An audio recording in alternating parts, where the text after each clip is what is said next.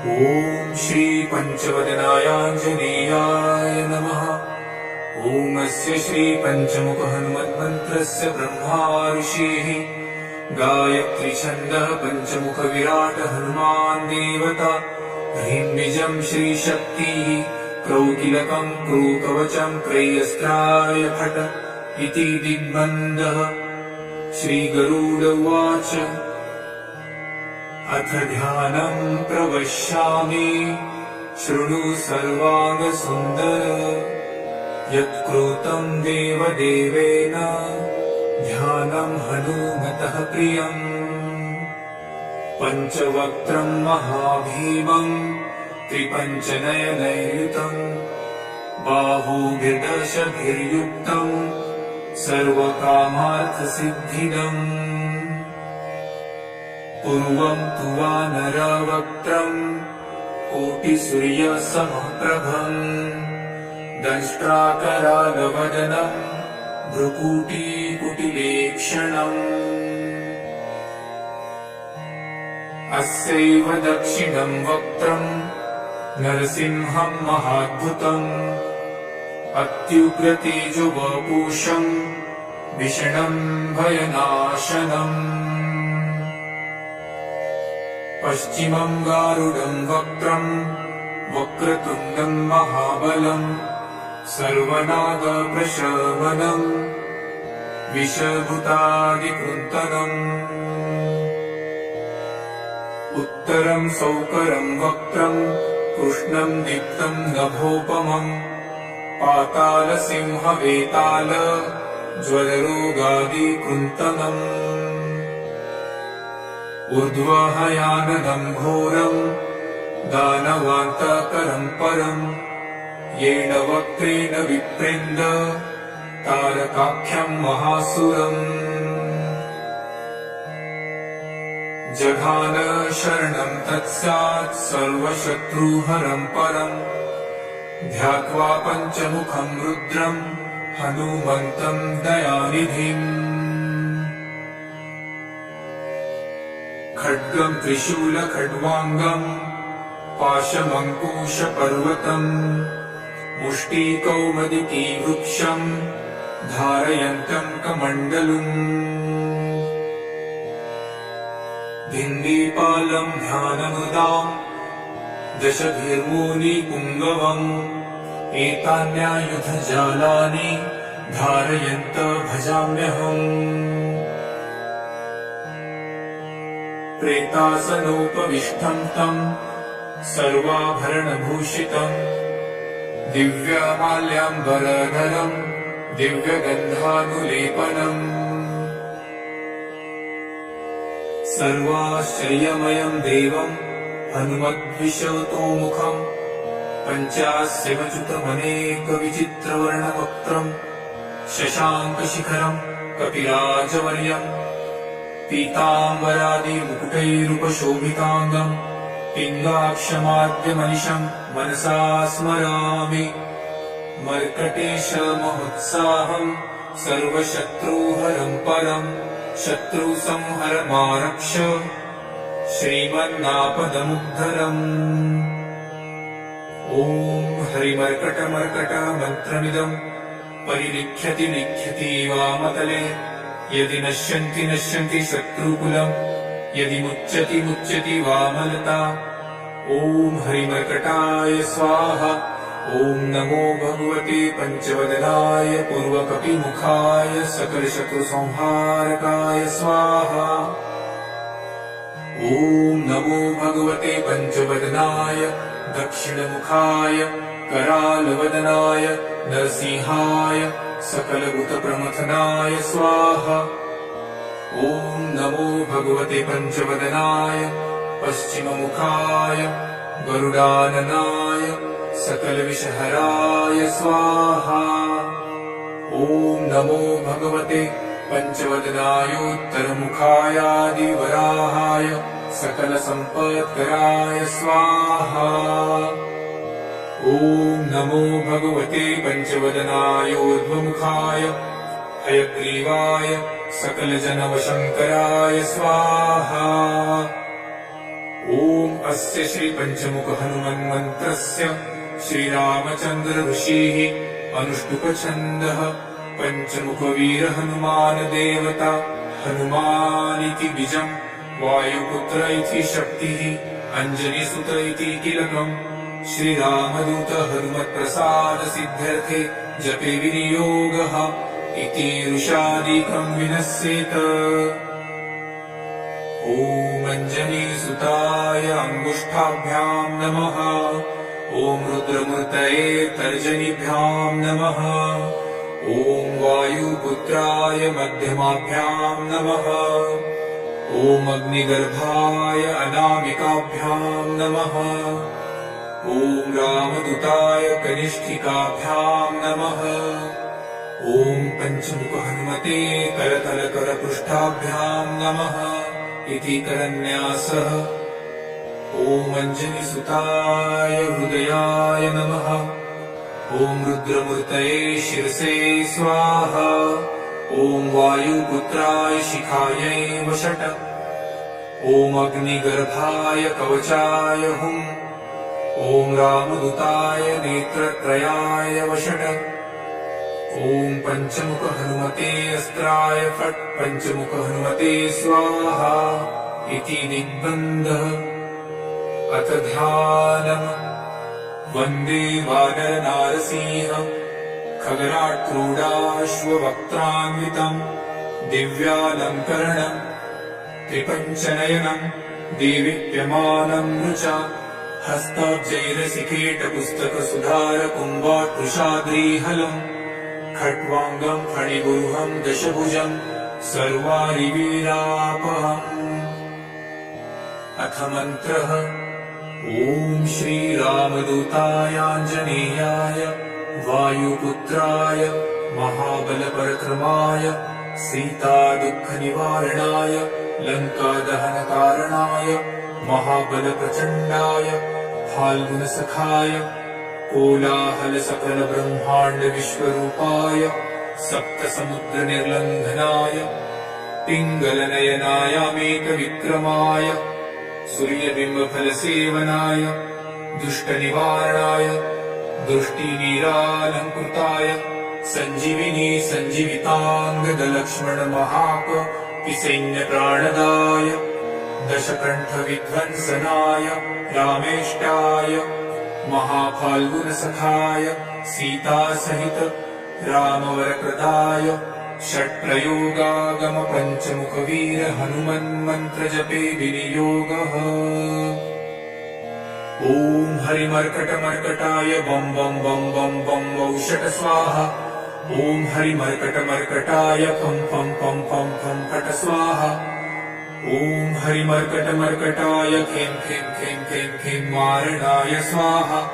ॐ हरिमर्कटमर्कटाय लुं लुं लुं लुं लुं आकर्षित सकल सम्पत्कराय स्वाहा। ॐ हरिमर्कटमर्कटाय धं धं धं धं धं शत्रुस्तम्भनाय स्वाहा। ॐ टं टं टं टं टं पूर्वमूर्तये पञ्चमुखवीर हनुमते परयन्त्रपरतन्त्रोच्चाटनाय स्वाहा। ॐ कं खं गं घं दं चं चं जं झं त्रं टं ठं डं ढं नं तं थं दं धं दं पं फं बं भं मं यं रं लं वं शं शं सं हं रं शं स्वाहा इति दिग्बन्धः। ॐ पूर्वकपिमुखाय पञ्चमुख हनुमते टं टं टं टं टं सकलशत्रुसंहारणाय स्वाहा।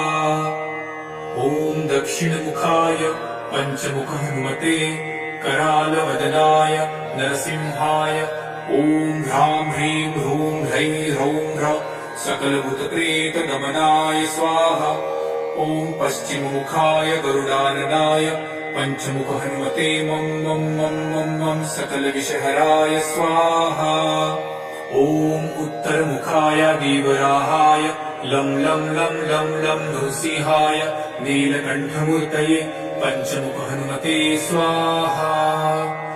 ॐ ऊर्ध्वमुखाय हयग्रीवाय रुं रुं रुं रुं रुं रुद्रमूर्तये सकलप्रयोजननिर्वाहकाय स्वाहा। ॐ ॐ अञ्जनिसुताय वायुपुत्राय महाबलाय सीताशोकनिवारणाय श्रीरामचन्द्रकृपापादुकाय महावीर्यप्रमथनाय ब्रह्माण्डनाथाय कामदाय पञ्चमुखवीर हनुमते स्वाहा। भूतप्रेतपिशाच ब्रह्मराक्षसशाकिनी डाकिन्यन्तरिक्षग्रह परयन्त्रपरतन्त्रोच्चाटनाय स्वाहा।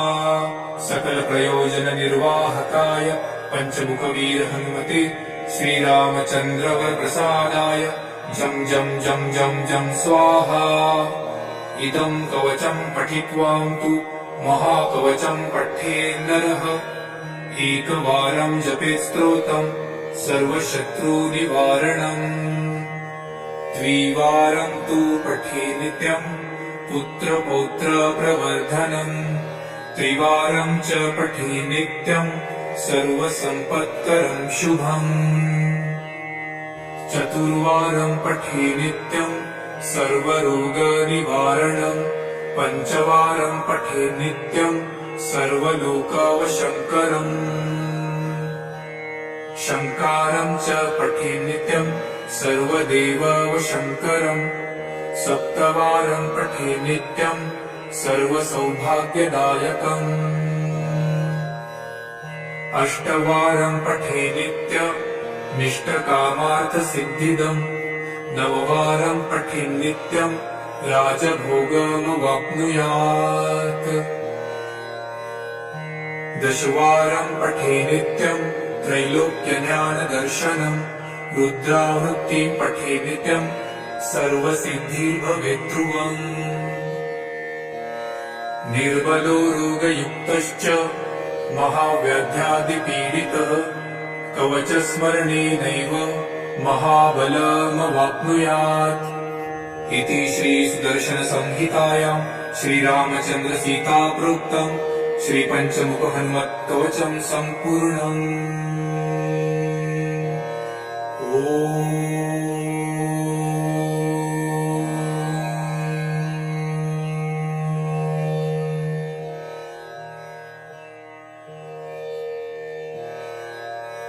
ॐ श्रीपञ्चवदनायाञ्जनेयाय नमः।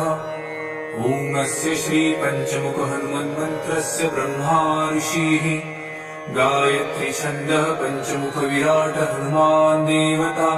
ह्रीं बीजं श्रीशक्तिः क्रोकिलकं क्रूकवचं त्रयस्त्राय फट् इति दिग्बन्धः। श्रीगरुडोवाच अथ ध्यानं प्रवक्ष्यामि शृणु सर्वाङ्गसुन्दर। यत्कृतं देवदेवेन ध्यानं हनुमतः प्रियम्। पञ्चवक्त्रं महाभीमं त्रिपञ्चनयनैर्युतं बाहुभिर्दशभिर्युक्तं सर्वकामार्थसिद्धिदम्। पूर्वं तु वानरवक्त्रं कोटिसूर्यसमप्रभम्। दंष्ट्राकरालवदनं भ्रुकुटिकुटिलेक्षणम्। अस्यैव दक्षिणं वक्त्रं नरसिंहं महाद्भुतम्। अत्युग्रतेजोवपुषं भीषणं भयनाशनम्। पश्चिमं गारुडं वक्त्रं वक्रतुण्डं महाबलम्। सर्वनागप्रशमनम् विषभूतादिकृन्तनम्। उत्तरं सौकरं वक्त्रं कृष्णं दीप्तं नभोपमम्। पातालसिंहवेताल ज्वररोगादिकृन्तनम्। ऊर्ध्वहयाननं घोरं दानवान्तकरं परम्। येन वक्त्रेण विप्रेन्द तारकाख्यं महासुरम्। जघान शरणं तत्स्यात् सर्वशत्रुहरं परम्। ध्यात्वा पञ्चमुखं रुद्रं हनुमन्तं दयानिधिम्। खड्गं त्रिशूलखड्वाङ्गं पाशमङ्कुशपर्वतम् मुष्टिकौमुदिकी वृक्षं धारयन्तं कमण्डलुम् भिन्दीपालं ध्यानमृदां दशभिर्मुनिपुङ्गवम् एतान्यायुधजालानि धारयन्त भजाम्यहम् प्रेतासनोपविष्टं तं सर्वाभरणभूषितम् दिव्यमाल्याम्बरधरम् दिव्यगन्धानुलेपनम् सर्वाश्चर्यमयं देवं हनुमद्विशतोमुखम् पञ्चास्यमच्युतमनेकविचित्रवर्णवक्त्रम् शशाङ्कशिखरम् कपिराजवर्यम् पीताम्बरादिमुकुटैरुपशोभिताङ्गम् पिङ्गाक्षमाद्यमनिशम् मनसा स्मरामि मर्कटेशमहोत्साहम् सर्वशत्रुहरम् परम् शत्रुसंहरमारक्ष श्रीमन्नापदमुद्धरम् ॐ हरिमर्कटमर्कटमन्त्रमिदम् परिनिख्यति निख्यति वामतले यदि नश्यन्ति नश्यन्ति शत्रुकुलम् यदि मुच्यति मुच्यति वामलता ॐ हरिमर्कटाय स्वाहा ॐ नमो भगवते पञ्चवदनाय पूर्वकपिमुखाय सकलशत्रुसंहारकाय स्वाहा ॐ नमो भगवते पञ्चवदनाय दक्षिणमुखाय करालवदनाय नरसिंहाय सकलभूतप्रमथनाय स्वाहा ॐ नमो भगवते पञ्चवदनाय पश्चिममुखाय गरुडाननाय सकलविषहराय स्वाहा ॐ नमो भगवते पञ्चवदनायोत्तरमुखायादिवराहाय सकलसम्पत्कराय स्वाहा ॐ नमो भगवते पञ्चवदनायोर्ध्वमुखाय हयग्रीवाय सकलजनवशङ्कराय स्वाहा ॐ अस्य श्रीपञ्चमुखहनुमन्मन्त्रस्य श्रीरामचन्द्र ऋषिः अनुष्टुपछन्दः पञ्चमुखवीरहनुमानदेवता हनुमानिति बीजम् वायुपुत्र इति शक्तिः अञ्जनीसुत इति कीलकम् श्रीरामदूत हनुमत्प्रसादसिद्ध्यर्थे जपे विनियोगः इति ऋषादिकम् विनश्येत ॐ अञ्जनीसुताय अङ्गुष्ठाभ्याम् नमः ॐ रुद्रमूर्तये तर्जनीभ्याम् नमः ॐ वायुपुत्राय मध्यमाभ्याम् नमः ॐ अग्निगर्भाय अनामिकाभ्याम् नमः ॐ रामदूताय कनिष्ठिकाभ्याम् नमः ॐ पञ्चमुखहनुमते करतलकरपृष्ठाभ्याम् नमः इति करन्यासः ॐ अञ्जनीसुताय हृदयाय नमः ॐ रुद्रमूर्तये शिरसे स्वाहा ॐ वायुपुत्राय शिखायै वषट् ॐ अग्निगर्भाय कवचाय हुम् ॐ रामदूताय नेत्रत्रयाय वषट् ॐ पञ्चमुखहनुमते अस्त्राय फट् पञ्चमुखहनुमते स्वाहा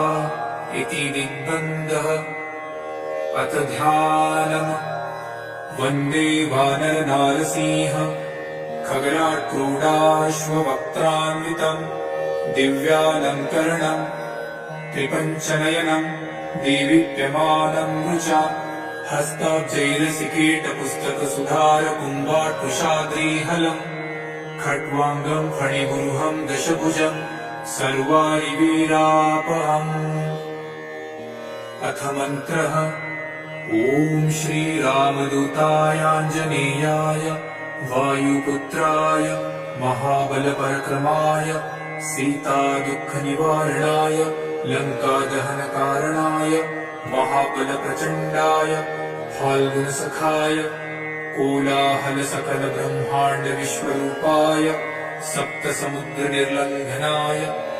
पिङ्गलनयनायामेतविक्रमाय सूर्यबिम्बफलसेवनाय दुष्टनिवारणाय दृष्टिवीरालङ्कृताय सञ्जीविनी सञ्जीविताङ्गदलक्ष्मणमहाकपिसैन्यप्राणदाय दशकण्ठविध्वंसनाय रामेष्टाय महाफाल्गुनसखाय सीतासहित रामवरप्रदाय षट्प्रयोगागम पञ्चमुखवीर हनुमन्मन्त्रजपे विनियोगः। ॐ हरिमर्कटमर्कटाय बं बं बं बं बं वौषट स्वाहा। ॐ हरिमर्कटमर्कटाय फं फं फं फं फं फट स्वाहा। ॐ हरिमर्कटमर्कटाय खें खें खें खें खें मारणाय स्वाहा। ॐ हरिमर्कटमर्कटाय लुं लुं लुं लुं लुं आकर्षित सकल सम्पत्कराय स्वाहा। ॐ हरिमर्कटमर्कटाय धं धं धं धं धं शत्रुस्तम्भनाय स्वाहा।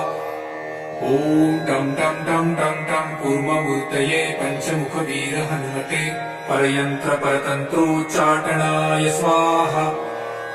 ॐ कं खं गं घं डं चं चं जं झं त्रं टं ठं डं ढं नं तं थं दं धं नं पं फं बं भं मं यं रं लं वं शं शं सं हं रं शं स्वाहा इति दिग्बन्धः।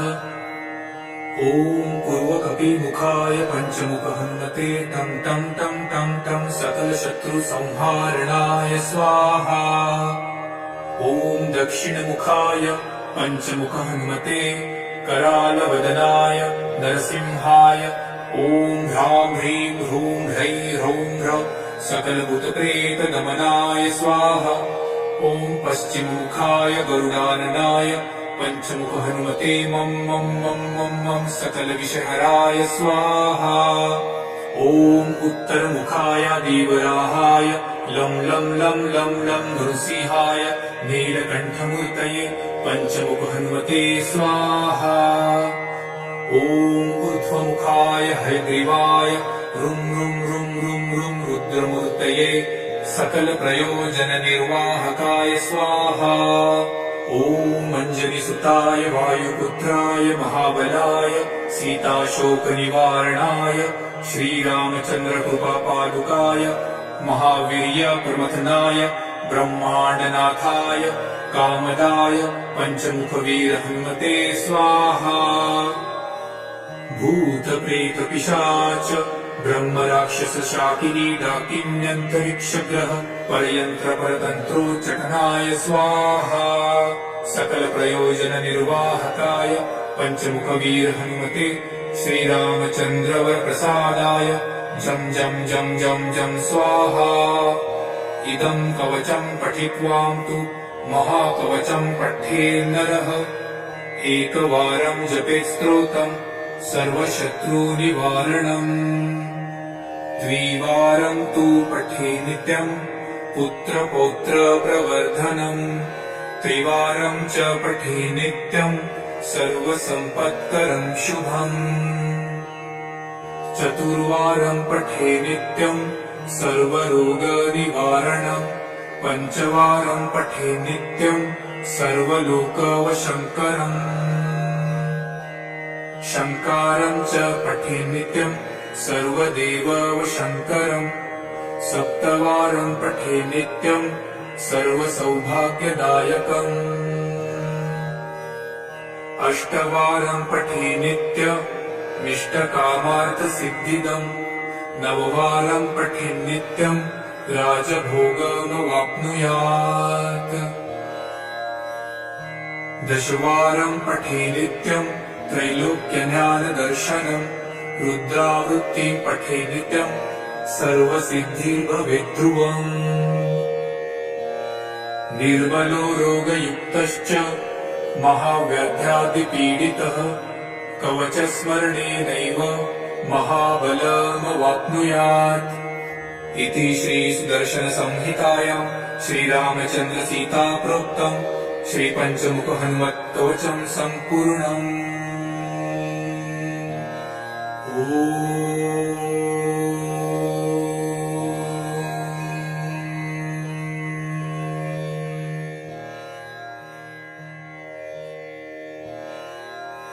ॐ श्री पञ्चवदनायाञ्जनेयाय नमः। ॐ अस्य श्री पञ्चमुख हनुमन्मन्त्रस्य ब्रह्मा ऋषिः गायत्री छन्दः पञ्चमुख विराट हनुमान् देवता। ह्रीं बीजं श्रीशक्तिः क्रौकिलकं क्रूकवचं क्रयस्त्राय फट् इति दिग्बन्धः।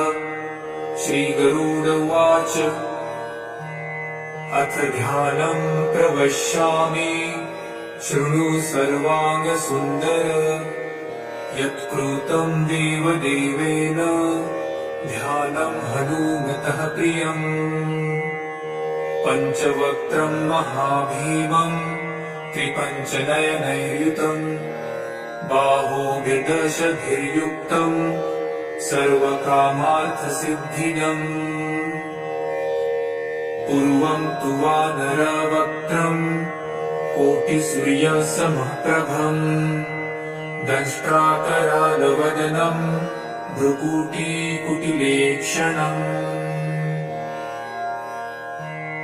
अस्यैव दक्षिणं वक्त्रं नरसिंहं महाद्भुतम् अत्युग्रतेजोवपुषं भीषणं भयनाशनम्। पश्चिमं गारुडं वक्त्रं वक्रतुण्डं महाबलम् सर्वनागप्रशमनं विषभूतादिकृन्तनम्। उत्तरं सौकरं वक्त्रं कृष्णं दीप्तं नभोपमम् पातालसिंहवेताल ज्वररोगादिकृन्तनम्। ऊर्ध्वहयाननं घोरं दानवान्तकरं परम् येन वक्त्रेण विप्रेन्द तारकाख्यं महासुरम्। जघान शरणं तत्सात् सर्वशत्रुहरं परम् ध्यात्वा पञ्चमुखं रुद्रं हनुमन्तं दयानिधिम्। खड्गं त्रिशूलखड्वाङ्गं पाशमङ्कुशपर्वतम् मुष्टिकौमदिकी वृक्षं धारयन्तं कमण्डलुम्। भिन्दीपालं ध्यानमृदां दशभिर्मुनिपुङ्गवम् एतान्यायुधजालानि धारयन्त भजाम्यहम्। प्रेतासनोपविष्टं तं सर्वाभरणभूषितं दिव्यमाल्याम्बरधरं दिव्यगन्धानुलेपनम्। सर्वाश्चर्यमयं देवं हनुमद्विशतोमुखं पञ्चास्यमच्युतमनेकविचित्रवर्णवक्त्रं शशाङ्कशिखरं कपिराजवर्यम् पीताम्बरादिमुकुटैरुपशोभिताङ्गं पिङ्गाक्षमाद्यमनिशं मनसा स्मरामि। मर्कटेशमहोत्साहं सर्वशत्रुहरं परं शत्रुसंहरमारक्ष श्रीमन्नापदमुद्धरम्। ॐ हरिमर्कटमर्कटमन्त्रमिदं परिलिख्यति लिख्यति वामतले यदि नश्यन्ति नश्यन्ति शत्रुकुलम् यदि मुच्यति मुच्यति वामलता। ॐ हरिमर्कटाय स्वाहा। ॐ नमो भगवते पञ्चवदनाय पूर्वकपिमुखाय सकलशत्रुसंहारकाय स्वाहा। ॐ नमो भगवते पञ्चवदनाय दक्षिणमुखाय करालवदनाय नरसिंहाय सकलभूतप्रमथनाय स्वाहा। ॐ नमो भगवते पञ्चवदनाय पश्चिममुखाय गरुडाननाय सकलविषहराय स्वाहा। ॐ नमो भगवते पञ्चवदनायोत्तरमुखायादिवराहाय सकलसम्पत्कराय स्वाहा। ॐ नमो भगवते पञ्चवदनायोर्ध्वमुखाय हयग्रीवाय सकलजनवशङ्कराय स्वाहा। ॐ ॐ अस्य श्री पंचमुख हनुमन्मन्त्रस्य श्रीरामचन्द्र ऋषिः अनुष्टुप् पंचमुखवीर हनुमान देवता हनुमानिति बीजम् वायुपुत्र इति शक्तिः अंजनीसुत इति कीलकम् श्रीरामदूत हनुमत्प्रसाद सिद्ध्यर्थे जपे विनियोगः इति ऋषादिकम् विनश्येत। ॐ अंजनीसुताय अंगुष्ठाभ्याम् नमः। ॐ रुद्रमूर्तये तर्जनीभ्याम् नमः। ॐ वायुपुत्राय मध्यमाभ्याम् नमः। ॐ अग्निगर्भाय अनामिकाभ्याम् नमः। ॐ रामदूताय कनिष्ठिकाभ्याम् नमः। ॐ पंचमुख हनुमते करतलकरपृष्ठाभ्याम् नमः इति करन्यासः। ॐ अंजनीसुताय हृदयाय नमः। ॐ रुद्रमूर्तये शिरसे स्वाहा। ॐ वायुपुत्राय शिखायै वषट्। ॐ अग्निगर्भाय कवचाय हुम्। ॐ रामदूताय नेत्रत्रयाय वषट्। ॐ पंचमुख हनुमते अस्त्राय फट्। पंचमुख हनुमते स्वाहा इति दिग्बन्धः। अथ ध्यानम्। वन्दे वानर नारसिंह खगराट् क्रोडाश्ववक्त्रान्वितम् दिव्यालङ्करणम् त्रिपञ्चनयनम् देदीप्यमानम् ऋचा हस्ताब्जैरसिकेटपुस्तकसुधार कुम्भाट्कुशाद्रीहलम् खट्वाङ्गम् फणिगुरुहम् दशभुजम् सर्वारिवीरापहम्। अथ मन्त्रः। ॐ श्रीरामदूतायाञ्जनेयाय वायुपुत्राय महाबलपराक्रमाय सीतादुःखनिवारणाय लङ्कादहनकारणाय महाबलप्रचण्डाय फाल्गुनसखाय कोलाहलसकलब्रह्माण्डविश्वरूपाय सप्तसमुद्रनिर्लङ्घनाय पिङ्गलनयनायामेतविक्रमाय सूर्यबिम्बफलसेवनाय दुष्टनिवारणाय दृष्टिनीरालङ्कृताय सञ्जीविनी सञ्जीविताङ्गदलक्ष्मण महाकपिसैन्यप्राणदाय दशकण्ठविध्वंसनाय रामेष्टाय महाफाल्गुनसखाय सीतासहित रामवरप्रदाय षट्प्रयोगागम पंचमुखवीर हनुमन्मन्त्रजपे विनियोगः। ॐ हरिमर्कटमर्कटाय बं बं बं बं बं वौषट स्वाहा। ॐ हरिमर्कटमर्कटाय फं फं फं फं फं फट स्वाहा। ॐ हरिमर्कटमर्कटाय खें खें खें खें खें मारणाय स्वाहा। ॐ हरिमर्कटमर्कटाय लुं लुं लुं लुं लुं आकर्षित सकल सम्पत्कराय स्वाहा। ॐ हरिमर्कटमर्कटाय धं धं धं धं धं शत्रुस्तम्भनाय स्वाहा। ॐ टं टं टं टं टं पूर्वमूर्तये पंचमुखवीर हनुमते परयन्त्रपरतन्त्रोच्चाटनाय स्वाहा। ॐ कं खं गं घं दं चं चं झं झं त्रं टं ठं डं ढं नं तं तं दं धं नं पं फं बं भं मं यं रं लं वं शं शं सं हं रं शं स्वाहा इति दिग्बन्धः। ॐ पूर्वकपिमुखाय पंचमुख हनुमते टं टं टं टं टं सकलशत्रुसंहारणाय स्वाहा। ॐ दक्षिणमुखाय पंचमुख हनुमते करालवदनाय नरसिंहाय ॐ ह्रां ह्रीं ह्रूं ह्रैं ह्रौं ह्र सकलभूतप्रेतगमनाय स्वाहा। ॐ पश्चिममुखाय गरुडाननाय पंचमुख हनुमते मं मं मं मं मं सकलविषहराय स्वाहा। ॐ उत्तरमुखाय देवराहाय लं लं लं लं लं नृसिंहाय नीलकण्ठमूर्तये पंचमुख हनुमते स्वाहा। ॐ ऊर्ध्वमुखाय हयग्रीवाय रुं रुं रुं रुं रुं रुद्रमूर्तये सकलप्रयोजननिर्वाहकाय स्वाहा। ॐ ॐ अञ्जनिसुताय वायुपुत्राय महाबलाय सीताशोकनिवारणाय श्रीरामचन्द्रकृपापादुकाय महावीर्यप्रमथनाय ब्रह्माण्डनाथाय कामदाय पञ्चमुखवीरहनुमते स्वाहा।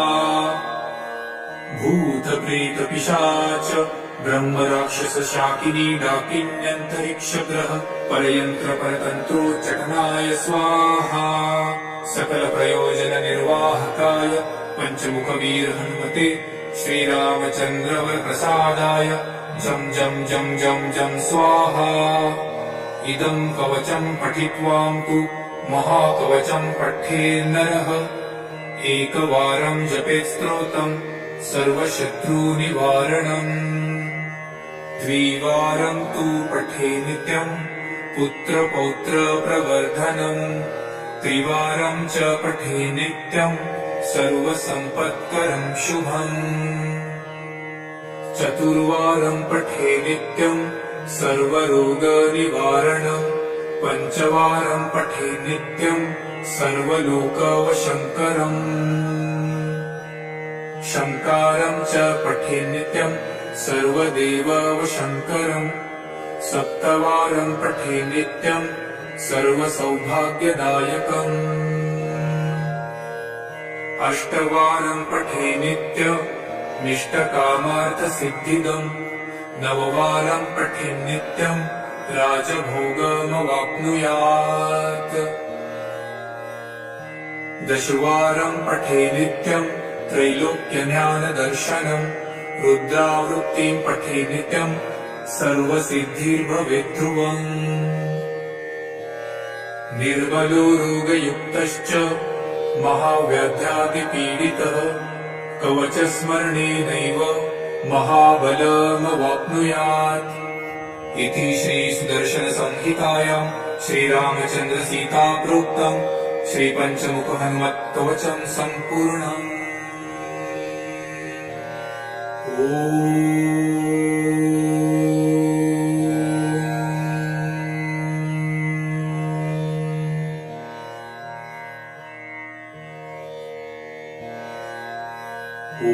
श्रीपञ्चवदनायाञ्जनेयाय नमः।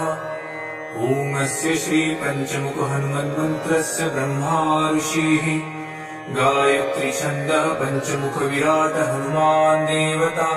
ह्रीं बीजं श्रीशक्तिः क्रौकिलकं क्रूकवचं त्रयस्त्राय फट् इति दिग्बन्धः। श्रीगरुड उवाच अथ ध्यानं प्रवक्ष्यामि शृणु सर्वाङ्गसुन्दर।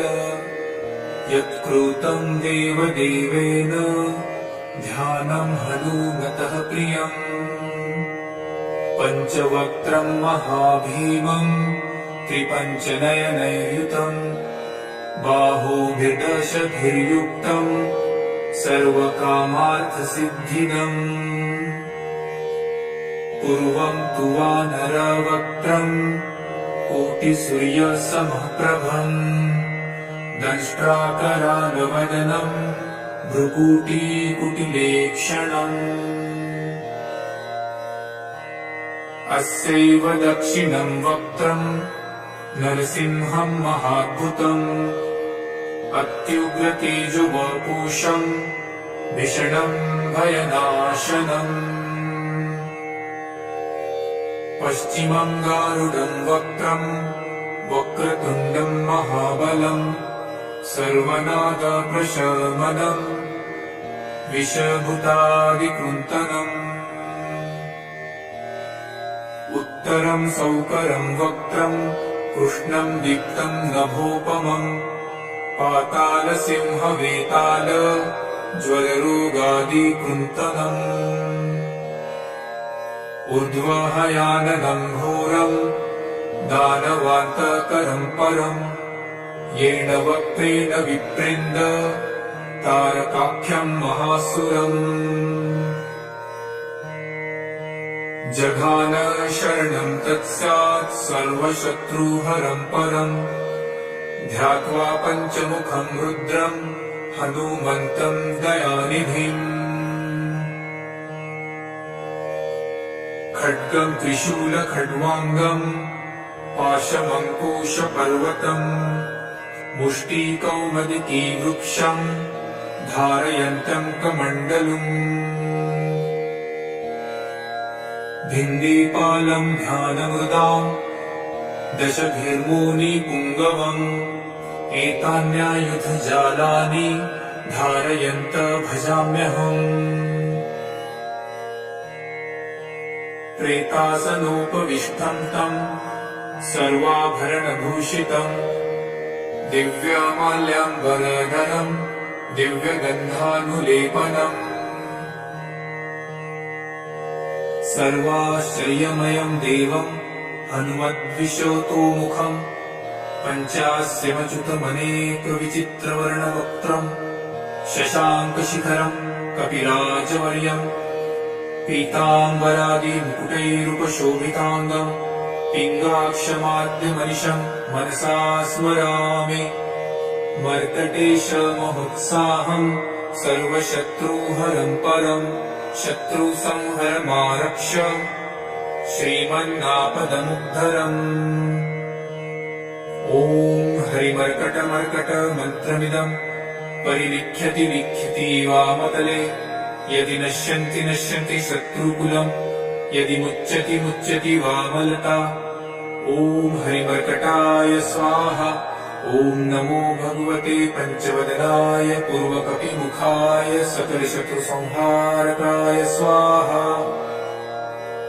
ॐ नमो भगवते पञ्चवदनाय दक्षिणमुखाय करालवदनाय नरसिंहाय सकलभूतप्रमथनाय स्वाहा ॐ नमो भगवते पञ्चवदनाय पश्चिममुखाय गरुडाननाय सकलविषहराय स्वाहा ॐ नमो भगवते पञ्चवदनायोत्तरमुखायादिवराहाय सकलसम्पत्कराय स्वाहा ॐ नमो भगवते पञ्चवदनायोर्ध्वमुखाय हयग्रीवाय सकलजनवशङ्कराय स्वाहा ॐ अस्य श्रीपञ्चमुखहनुमन्मन्त्रस्य श्रीरामचन्द्र ऋषिः अनुष्टुपछन्दः पञ्चमुखवीरहनुमानदेवता हनुमानिति बीजम् वायुपुत्र इति शक्तिः अञ्जनिसुत इति कीलकम् श्रीरामदूत हनुमत्प्रसादसिद्ध्यर्थे जपे विनियोगः इति ऋषादिकम् विनश्येत ॐ अञ्जनीसुताय अङ्गुष्ठाभ्याम् नमः ॐ रुद्रमूर्तये तर्जनीभ्याम् नमः ॐ वायुपुत्राय मध्यमाभ्याम् नमः ॐ अग्निगर्भाय अनामिकाभ्याम् नमः ॐ रामदूताय कनिष्ठिकाभ्याम् नमः ॐ पञ्चमुखहनुमते करतलकरपृष्ठाभ्याम् नमः इति करन्यासः ॐ अञ्जनिसुताय हृदयाय नमः ॐ रुद्रमूर्तये शिरसे स्वाहा ॐ वायुपुत्राय शिखायै वषट् ॐ अग्निगर्भाय कवचाय हुम् ॐ रामदूताय नेत्रत्रयाय वषट् ॐ पञ्चमुखहनुमते अस्त्राय फट् पञ्चमुखहनुमते स्वाहा इति दिग्बन्धः अथ ध्यानम् वन्दे वानरनारसिंह खगराट्रूढाश्ववक्त्रान्वितम् दिव्यालङ्करणम् त्रिपञ्चनयनम् देदीप्यमानम् रुचा हस्ताब्जैरसिकेटपुस्तकसुधारकुम्भाट्वृषाद्रीहलम् खट्वाङ्गम् फणिगुरुहम् दशभुजम् सर्वारिवीरापहम् अथ मन्त्रः ॐ श्रीरामदूतायाञ्जनेयाय वायुपुत्राय महाबलपरक्रमाय सीतादुःखनिवारणाय लङ्कादहनकारणाय महाबलप्रचण्डाय फाल्गुनसखाय कोलाहलसकलब्रह्माण्डविश्वरूपाय सप्तसमुद्रनिर्लङ्घनाय पिङ्गलनयनायामेतविक्रमाय सूर्यबिम्बफलसेवनाय दुष्टनिवारणाय दृष्टिनिरालङ्कृताय सञ्जीविनी सञ्जीविताङ्गदलक्ष्मणमहापतिसैन्यप्राणदाय दशकण्ठविध्वंसनाय रामेष्टाय महाफाल्गुनसखाय सीतासहित रामवरप्रदाय षट्प्रयोगागम पञ्चमुखवीर हनुमन्मन्त्रजपे विनियोगः। ॐ हरिमर्कटमर्कटाय बं बं बं बं बं औषट स्वाहा। ॐ हरिमर्कटमर्कटाय फं फं फं फं फं फट स्वाहा। ॐ हरिमर्कटमर्कटाय खें खें खें खें खें मारणाय स्वाहा। ॐ हरिमर्कटमर्कटाय लुं लुं लुं लुं लुं आकर्षित सकल सम्पत्कराय स्वाहा। ॐ हरिमर्कटमर्कटाय धं धं धं धं धं शत्रुस्तम्भनाय स्वाहा। ॐ टं टं टं टं टं कूर्ममूर्तये पञ्चमुखवीर हनुमते परयन्त्रपरतन्त्रोच्चाटनाय स्वाहा। ॐ कं खं गं घं डं चं चं जं झं त्रं टं ठं डं ढं नं तं तं दं धं नं पं फं बं भं मं यं रं लं वं शं शं सं हं रं शं स्वाहा इति दिग्बन्धः। ॐ पूर्वकपिमुखाय पञ्चमुख हनुमते टं टं टं टं टं सकलशत्रुसंहारणाय स्वाहा। ॐ दक्षिणमुखाय पञ्चमुख हनुमते करालवदनाय नरसिंहाय ॐ ह्रां ह्रीं ह्रूं ह्रैं ह्रौं ह्रः सकलभूतप्रेतदमनाय स्वाहा। ॐ पश्चिममुखाय गरुडाननाय पञ्चमुख हनुमते मं मं मं मं मं सकलविषहराय स्वाहा। ॐ उत्तरमुखाय देवराहाय लं लं लं लं लं नृसिंहाय नीलकण्ठमूर्तये पञ्चमुख हनुमते स्वाहा। ॐ ऊर्ध्वमुखाय हयग्रीवाय रुं रुं रुं रुं रुं रुद्रमूर्तये सकलप्रयोजननिर्वाहकाय स्वाहा। ॐ अञ्जलिसुताय वायुपुत्राय महाबलाय सीताशोकनिवारणाय श्रीरामचन्द्रकृपापादुकाय महावीर्यप्रमथनाय ब्रह्माण्डनाथाय कामदाय पञ्चमुखवीर हनुमते स्वाहा। भूतप्रेतपिशाच ब्रह्मराक्षसशाकिनी डाकिन्यन्तरिक्षग्रह परयन्त्रपरतन्त्रोच्चाटनाय स्वाहा। सकलप्रयोजननिर्वाहकाय पञ्चमुखवीर हनुमते श्रीरामचन्द्रवरप्रसादाय जं जं जं जं जं स्वाहा। इदं कवचं पठित्वां तु महाकवचं पठेन्नरः एकवारं जपेत् स्तोत्रं सर्वशत्रुनिवारणम्। द्विवारं तु पठे नित्यं पुत्रपौत्रप्रवर्धनम्। त्रिवारं च पठे नित्यं सर्वसम्पत्करं शुभम्। चतुर्वारं पठे नित्यं सर्वरोगनिवारणम्। पञ्चवारं पठे नित्यं सर्वलोकवशङ्करम्। शङ्कारं च पठे नित्यं सर्वदेववशङ्करम्। सप्तवारं पठे नित्यं सर्वसौभाग्यदायकम्। अष्टवारं पठे नित्यमिष्टकामार्थसिद्धिदम्। नववारं पठे नित्यं राजभोगमवाप्नुयात्। दशवारं पठे नित्यं त्रैलोक्यज्ञानदर्शनम्। रुद्रावृत्तिं पठे नित्यं सर्वसिद्धिर्भवेत् ध्रुवम्। निर्बलो रोगयुक्तश्च महाव्याध्यादिपीडितः कवचस्मरणेनैव महाबलमवाप्नुयात् इति श्रीसुदर्शनसंहितायां श्रीरामचन्द्रसीताप्रोक्तं श्रीपञ्चमुखहनुमत्कवचं सम्पूर्णम्। ॐ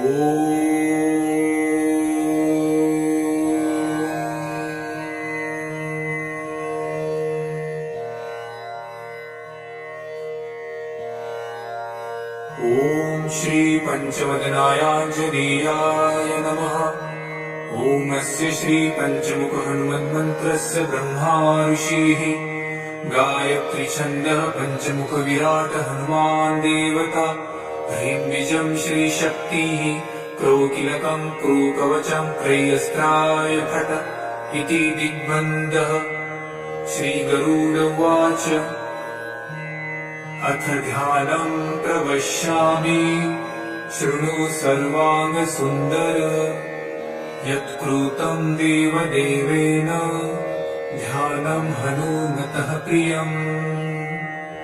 पञ्चवक्त्रं महाभीमं त्रिपञ्चनयनैर्युतं बाहुभिर्दशभिर्युक्तं सर्वकामार्थसिद्धिदम्। पूर्वं तु वानरवक्त्रं कोटिसूर्यसमप्रभम् दंष्ट्राकरालवदनं भ्रुकुटिकुटिलेक्षणम्। अस्यैव दक्षिणं वक्त्रं नरसिंहं महाद्भुतम् अत्युग्रतेजोवपुषं भीषणं भयनाशनम्। पश्चिमं गारुडं वक्त्रं वक्रतुण्डं महाबलम् सर्वनागप्रशमनम् विषभूतादिकृन्तनम्। उत्तरं सौकरं वक्त्रं कृष्णं दीप्तं नभोपमम् पातालसिंहवेताल ज्वररोगादिकृन्तनम्।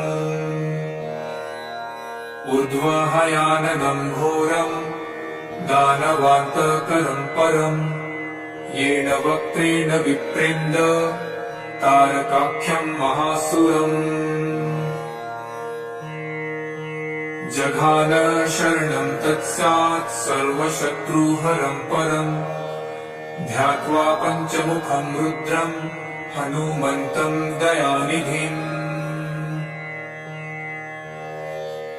खड्गं त्रिशूलखड्वाङ्गं पाशमङ्कुशपर्वतम् मुष्टिकौमुदीवृक्षं धारयन्तं कमण्डलम्। भिन्देपालं ध्यानमृदां दशभिर्मुनिपुङ्गवम् एतान्यायुधजालानि धारयन्त भजाम्यहम्। प्रेतासनोपविष्टं तं सर्वाभरणभूषितं दिव्यमाल्याम्बरधरं दिव्यगन्धानुलेपनम्। सर्वाश्रयमयं देवं हनुमद्विशतोमुखं पञ्चास्यमच्युतमनेकविचित्रवर्णवक्त्रं शशाङ्कशिखरं कपिराजवर्यं पीताम्बरादिमुकुटैरुपशोभिताङ्गं पिङ्गाक्षमाद्यमनिशं मनसा स्मरामि। मर्कटेशमहोत्साहं सर्वशत्रुहरं परं शत्रुसंहरमारक्ष श्रीमन्नापदमुद्धरम्। ॐ हरिमर्कटमर्कटमन्त्रमिदं परिलिख्यति लिख्यति वामतले यदि नश्यन्ति शत्रुकुलं यदि मुच्यति मुच्यति वामलता। ॐ हरिमर्कटाय स्वाहा। ॐ नमो भगवते पञ्चवदनाय पूर्वकपिमुखाय सकलशत्रुसंहारकाय स्वाहा। ॐ नमो भगवते पञ्चवदनाय दक्षिणमुखाय करालवदनाय नरसिंहाय सकलभूतप्रमथनाय स्वाहा। ॐ नमो भगवते पञ्चवदनाय पश्चिममुखाय गरुडाननाय सकलविषहराय स्वाहा। ॐ नमो भगवते पञ्चवदनायोत्तरमुखायादिवराहाय सकलसम्पत्कराय स्वाहा। ॐ नमो भगवते पञ्चवदनायोर्ध्वमुखाय हयग्रीवाय सकलजनवशङ्कराय स्वाहा। ॐ ॐ अस्य श्री पंचमुख हनुमन्मन्त्रस्य श्रीरामचन्द्र ऋषिः अनुष्टुप् पंचमुख वीर हनुमान देवता हनुमानिति बीजम् वायुपुत्र इति शक्तिः अंजनीसुत इति कीलकम् श्रीरामदूत हनुमत्प्रसाद सिद्ध्यर्थे जपे विनियोगः इति ऋषादिकम् विनश्येत। ॐ अंजनीसुताय अंगुष्ठाभ्याम् नमः। ॐ रुद्रमूर्तये तर्जनीभ्याम् नमः। ॐ वायुपुत्राय मध्यमाभ्याम् नमः। ॐ अग्निगर्भाय अनामिकाभ्याम् नमः। ॐ रामदूताय कनिष्ठिकाभ्याम् नमः। ॐ पंचमुख हनुमते करतलकरपृष्ठाभ्याम् नमः इति करन्यासः। ॐ अंजनीसुताय हृदयाय नमः। ॐ रुद्रमूर्तये शिरसे स्वाहा। ॐ वायुपुत्राय शिखायै वषट्। ॐ अग्निगर्भाय कवचाय हुम्। ॐ रामदूताय नेत्रत्रयाय वषट्। ॐ पंचमुख हनुमते अस्त्राय फट्। पंचमुख हनुमते स्वाहा इति दिग्बन्धः। अथ ध्यानम्। वन्दे वानर नारसिंह खगराट्रूढाश्ववक्त्रान्वितम् दिव्यालङ्करणम् त्रिपञ्चनयनम् देदीप्यमानम् नृचा हस्ताब्जैरसिकेटपुस्तकसुधारकुम्भाट्वृषाद्रीहलम् खट्वाङ्गम् फणिगुरुहम् दशभुजम् सर्वारिवीरापहम्। अथ मन्त्रः।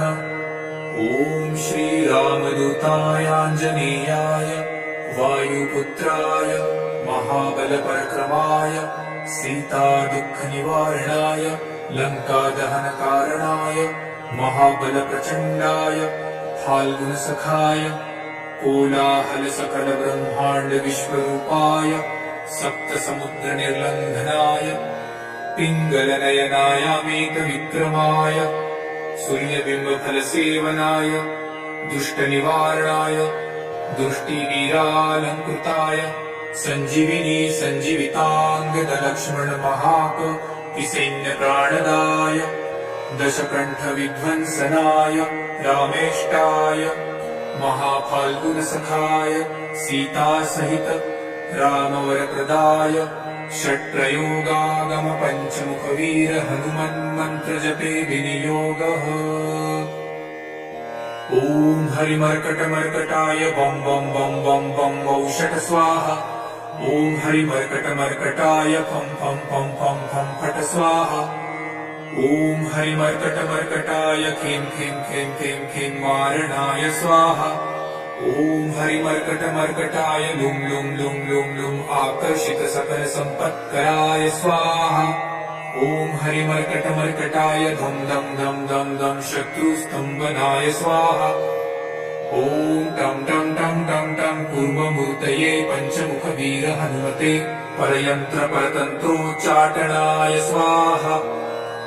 ॐ कं खं गं घं डं चं चं जं झं त्रं टं ठं डं धं डं तं थं दं धं दं पं फं बं भं मं यं रं लं वं शं शं सं हं रं शं स्वाहा इति दिग्बन्धः।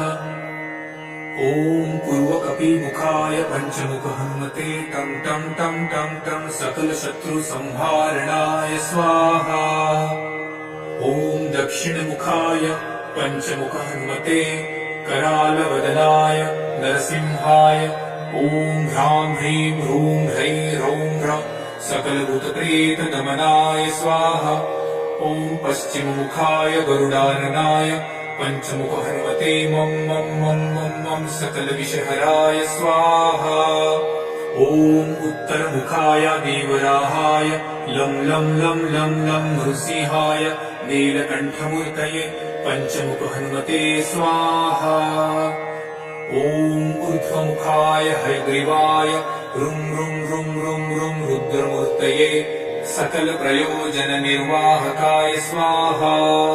ॐ ॐ अञ्जनिसुताय वायुपुत्राय महाबलाय सीताशोकनिवारणाय श्रीरामचन्द्रकृपापादुकाय महावीर्यप्रमथनाय ब्रह्माण्डनाथाय कामदाय पञ्चमुखवीर हनुमते स्वाहा। भूतप्रेतपिशाच ब्रह्मराक्षसशाकिनी डाकिन्यन्तरिक्षग्रह परयन्त्रपरतन्त्रोच्चटनाय स्वाहा। सकलप्रयोजननिर्वाहकाय पञ्चमुखवीर हनुमते श्रीरामचन्द्रवरप्रसादाय जं जं जं जं जं स्वाहा। इदं कवचं पठित्वां तु महाकवचं पठेन्नरः एकवारं जपेत् स्तोत्रम् सर्वशत्रुनिवारणम्। द्विवारं तु पठे नित्यम् पुत्रपौत्रप्रवर्धनम्। त्रिवारं च पठे नित्यम् सर्वसम्पत्करं शुभम्। चतुर्वारं पठे नित्यम् सर्वरोगनिवारणम्। पञ्चवारं पठे नित्यम् सर्वलोकवशङ्करम्। शङ्कारं च पठे नित्यम् सर्वदेववशङ्करम्। सप्तवारं पठे नित्यम् सर्वसौभाग्यदायकम्। अष्टवारं पठे नित्यमिष्टकामार्थसिद्धिदम्। नववारं पठे नित्यम् राजभोगमवाप्नुयात्। दशवारं पठे नित्यम् त्रैलोक्यज्ञानदर्शनम्। रुद्रावृत्तिं पठे नित्यम् सर्वसिद्धिर्भवेद्ध्रुवम्। निर्मलो रोगयुक्तश्च महाव्याध्यादिपीडितः कवचस्मरणेनैव महाबलमवाप्नुयात्। इति श्रीसुदर्शनसंहितायां श्रीरामचन्द्रसीता प्रोक्तम् श्रीपञ्चमुखहनुमत्कवचं सम्पूर्णम्। ॐ